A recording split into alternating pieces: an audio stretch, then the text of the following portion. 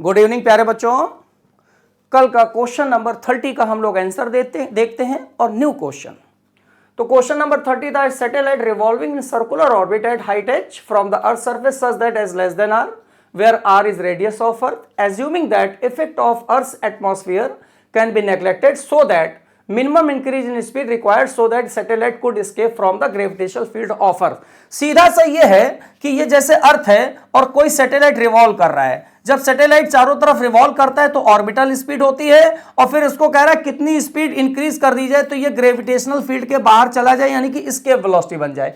तो हमें बच्चों मालूम है जब हाइट कम होती है तो ऑर्बिटल स्पीड √gr होती है नियर सरफेस ऑफ अर्थ, और एस्केप करने के लिए वेलोसिटी √2gr होनी चाहिए।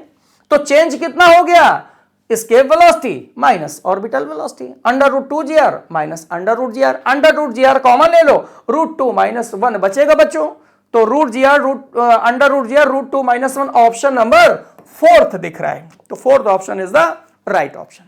नाउ टुडेज क्वेश्चन बच्चों, a satellite is moving with constant speed v in circular orbit around earth, an object of mass m ejected from satellite such that it just escapes from gravitational pull of earth at the time of ejection the kinetic energy of object। ये JEE mains 2019 में आया है। Option number 1 है 3/2 mv², second है 2 mv², third है mv² और fourth है ½ mv²।